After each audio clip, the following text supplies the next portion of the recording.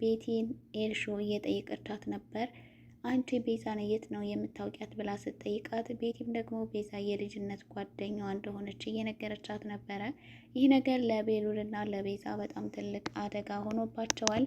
ምክንያቱም ኤልሹ እውነት የቤሉል አክስት እንዳልሆነች ያውቃለች ማለት ነው። ምክንያቱም እዚህ ሀገር እንደምትኖርና በቅርቡ ግን ውጭ ሀገር ሄዳ እዛ ቆይታ እንደመጣች ነው የተረዳችው። ያ ማለት ደግሞ እዚህ ሀገር ነበር የምትኖረው ማለት ነው። ስለዚህ የቤሉል አክስት አይደለችም በማለት እዚህ ሀገር ብትኖር እኛ ከዚህ ቀደም እናውቃት ነበር፣ ስለዚህ የቤሉል አክስት አይደለችም ብላ ኤልሹ ጠርጥራለች። እውነት የቤሉል አክስት እንዳልሆነችም ቤቲ ልትጠይቃት ሞክራ ነበር፣ ነገር ግን አልጠየቀቻትም። ኤልሹ ይህንን ነገር ለእናቴ ማሳወቅ አለብኝ ብላለች። ወይዘሮ ሄለንም እውነት የቤሉል አክስት እንዳልሆነች ለማወቅ በጣም ብዙ ጊዜ ሞክራ ነበር፣ ነገር ግን አልተሳካላትም። ይህንን ስራ ደግሞ ቴዲ እንዲሰራላት የቤዛን ቁጥርና አድራሻ በመስጠት ቤዛን በተደጋጋሚ እየደወለ አላገኝሽ እያለ ያስቸግራት ነበረ። ቤዛም በሁኔታው በጣም ተናዳበት ስለነበረ ቤቲ ደግሞ ቆይ ማን ነው እንደዚህ እያናደደሽ ያለው ብላ ስጠይቃት ቤዛ ሁሉንም ነገር ከነገረቻት በኋላ ለምን አግኝተን ልኩን አናሳየውም ብላ ቤቲ ስትል ቤዛም በሀሳቧ ተስማምታ ቴዲ ሊያገኙት ወስነው ነበረ። ነገር ግን ቴዲን ሲያገኙት ቤቲ በፍጹም ያልጠበቀችውና ያላሰበችው ነገር ነበር የገጠማት። የኔ ፍቅረኛዬ ነው ይወደኛል፣ እወደዋለሁ የምትለው ሰው ከቤዚ ጋር ተቀጣጥሮ ሲገናኝ ስትመለከት በጭራሽ ያላሰበችው ነገር ነበረ። ሁሉንም ነገር ለቤዛ ከነገረቻት በኋላ ቴዲን ተናግረውትና ሁለተኛ አጠገባችን እንዳደርስ ብለው ካስጠነቀቁት በኋላ ወደ ቤት ይመለሳሉ። ቤቲ ግን በጭራሽ ቴዲ ይህንን ነገር ያደርጋል ብላ በጭራሽ አልጠበቀችም።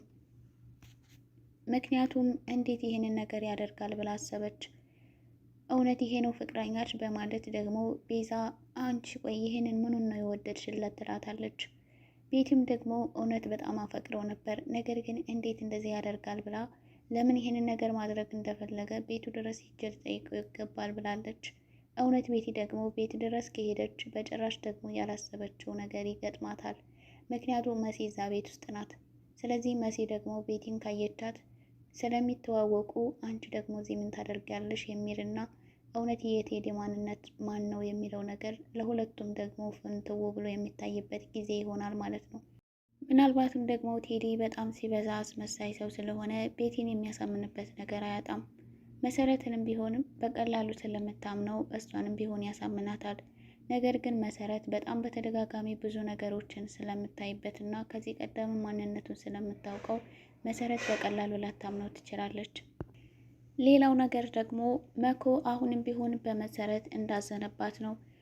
አይንዬ ግን የልጇ ነገር በጣም እያሳሰባት ነው። እርቧት ይሆን ጠምቷት ይሆን ምን አይነት ሁኔታ ውስጥ ትሆን ያለችው እያለች አይንዬ የመሰረት ነገር በጣም አስጨንቋታል። መኮ ግን ይህንን ነገር ሲመለከት ሁለተኛ የእሷን ስም እያነሳ ስታዝንና ስታለቅሽ ማየት አልፈልግም። እሷ እኛን ጠልጣን ሄዳለች። ስለዚህ አንቺ ደግሞ ለእሷ ልታዝኝላት አይገባም። እውነት ልብሽ ራርቶልሽ እሷን ለማግኘት ከሞከርሽ እሷንም እገላታለሁ፣ አንቺንም ደግሞ በጣም አዝንብሻለሁ እያለ መኮ ሲያስጠነቅቃት ነበር። አይንዬ ግን ምንም ቢሆን እናት ስለሆነች ምናልባትም እኮ ልንረዳት ይገባል፣ እሷም እኮ የሆነ አስቸጋሪ ነገር ገጥሞት ሊሆን ይችላል እያለች ለመኮ ልታግባባው እየሞከረች ነበር። ውድና የተከበራችሁ ውድ የዚህ ቻናል ቤተሰቦች እንዴት ናችሁ? ሰላማችሁ ይብዛ። እንኳን ደህና መጣችሁ። ለዚህ ቻናል አዲስ የሆናችሁ ላይክ፣ ሰብስክራይብ በማድረግ ቤተሰብ ሆኖ መኮም እንግዲህ በጣም እንዳዘነባት በመሰረት እየተናገረ ነበረ። መሰረትም ቴዲ በጭራሽ እንዳሰበችውና እንዳልጠበቀችው ቢሆንም ነገር ግን ደግሞ ያላት አማራጭ እዛ ቤት ውስጥ ሁሉንም ነገር ችላ መኖር ስለሆነ እዛ ቤት ውስጥ ሁሉን ነገር ችላ መኖር ጀምራለች። ነገር ግን የምታያቸውና ቴዲ የሚያደርጋቸው እያንዳንዱ ነገሮች ለመሰረት በጣም ትልቅ ጥያቄ እየፈጠሩባት ነው። የቤዛ እዛ ቤት ውስጥ መገኘት ፎቶዋ በጣም ትልቅ ጥያቄ ፈጥሮባታል። ነገር ግን ቢሆንም ይህንን ነገር ለቤሉል ማሳወቋ ቤሉል ደግሞ ትልቅ መረጃ እንዳገኘና ወይዘሮ ሄለንን ከጀርባዋ ያለው ሰው ማን ነው የሚለውን ነገር ለመድረስ ችሏል ማለት ነው። መሰረት እዛ ቤት ውስጥ የሰማችው ድምፅም ደግሞ እውነት በህልሜ ነው ወይስ ደግሞ ምን ሆኜ ነው እንደዚያ ያለ ድምፅ የሰማሁት በማለት በጣም ብዙ ጊዜ እየተጨናነቀችና እያሰበች ነበር። መሰረት ግን እዛ ቤት ውስጥ ለብቻዋ በምትሆንበት ሰዓት በተደጋጋሚ እንደዛ ድምፅ እየሰማች ነው። ግን ይሄ ነገር ይሄ ክፍል ምንድን ነው? እዚህ ውስጥ ያለው ነገር ምንድን ነው ብላ ለማየትና እንደዚሁም ደግሞ ለማወቅ ሞክራለች። ነገር ግን በምንም አይነት መንገድ ልታውቅ አልቻለችም። ቴዲንም ብትጠይቀው እውነት እንደማይነግራት ስለተረዳች እውነት የዚህ ቤትን ቁልፍ እንደምንም ብዬ አግኝቼ ይህንን ቤት መክፈት አለብኝ ብላ ወስናለች። እውነት መሰረት እንዳለችው የዛን ቤት ቁልፍ አግኝታ ከከፈተችው እዛ ቤት ውስጥ ማን ያለ ይመስላችኋል? እኔ ግን ሲመስለኝ እዛ ክፍል ውስጥ ቶማስ ያለ ይመስለኛል። መሰረት እውነት ድፍረቱን አግኝታ ያንን ክፍል ገብታ ከገባች እዛ ክፍል ውስጥ ማን እንዳለ የሚታወቅ ይሆናል ማለት ነው። ሌላው ነገር ደግሞ ኤልሹ ናት። ኤልሹ ቤሉል በነገራት መሰረት እናቷን ሄዳ ጠይቃታለች። ቤሉል እንግዲህ እናትሽ ከዚህ ቤት እንደወጣ አዛኛለች። እውነት ስለሷ በጣም ብዙ ነገሮችን እያወቅኩ ዝም ያልኩት ላንቺ ብዬ ነው ብሎ ሲነግራት ይሄ የእናቴ ቤት ነው፣ ከእናቴ ቤት ደግሞ ማንም ሰው ሊያስወጣኝ አይችልም እያለ በተደጋጋሚ ስለ እናቱ ሲያወራ ምን 30 ጊዜ እናቴ እናቴ ትላለ እያለች በውስጧ እያጉረመረመች ነበር። ቢሆንም ግን ይህንን ነገር ሄዳ ከእናቷ ለማጣራት እና ለመስማት ሞክራለች። እናቷንም ሄዳ እውነት ቤሉልን ከዛ ቤት እንዲወጣ አዘሽዋል ወይ ብላ ስጠይቃት ቆይ ለሱ ልትከራከሪ ነው ወይ የመጣሽው ብላ ነበር ያለቻት። ወይዘሮ ሄለን እንግዲህ ከዛ ቤት እውነት እንደሚወጡና በቅርቡ ደግሞ እነሱም አገር ለቀው እንደሚወጡ ስትነግራት ኤልሹ ግን ቆይ ከማን ነው የምንሸሸው? ለማንስ ብለን ነው አገር ለቀን ሌላ ሀገር የምንሄደው ብላ ጠይቃታለች። ወይዘሮ ሄለን ግን ጥያቄ አታብዢ፣ ነገር ግን በቅርቡ ከዚህ ሀገር እንወጣለን ብላ ባጭሩ ነበር የነገረቻት። ኤልሹ እናቷ እያደረገች ያለው ነገርና እንደዚሁም ደግሞ ከማን እየሸሸች እንደሆነ ትልቅ ጥያቄ ሆኖባታል። አዶኒም ኤልሹን በመጠቀም ወይዘሮ ሄለን ምን እያደረገችና የት ቦታ እንደምትገኝ በጣም ብዙ ፍንጮችን እያገኘ ነው። ነገር ግን በስተመጨረሻ ኤልሹ የነቃችበት ይመስላል። ስልኩን ካስቀመጠችበት በማንሳት የእሷን ስልክ ሲነካካ ኤልሹ ደርሳበት ስለነበረ የኔን ስልክ ካስቀመጥኩበት ለምን አነሳው? ቆይ ምን እያደረግክ ነው ብላ ስጠይቀው ነበረ። አዶኒም ለማግባባትና ምንም ነገር እንዳልተፈጠረ ስልኩንም እዚህ የተቀመጠበት ቦታ እንዳገኘው ሲነግራት ነበረ። በዚህ አጋጣሚ ግን ቤቲ መታ ነገሩን ቀለል አድርገዋለች። ምክንያቱም ኤልሹ ይሄንን ነገር ትኩረት እንዳትሰጠው አድርጋታለች። ኤልሹ ግን አዶኒን በስተመጨረሻም ቢሆን የተጠራጠረችው ይመስላል። በጣም በተደጋጋሚ ስልኬን ስትነካካና እንደዚሁም ደግሞ ከኔ በሰበብ አስባቡ ስልኬን እየተቀበልክ ስትጠቀማ ያሃለሁ። ቆይ ምን ፈልገህ ነው? ምን ለማድረግ እየሞከርክ ነው? ብለዋለች። አዶኒም ግን ፍቅረኛ አይደልሽ? በቃ አንዳንድ ነገር ማየት ፈልጌ ነው ብሎ ነገሩን ለማሳመን ይሞክራል።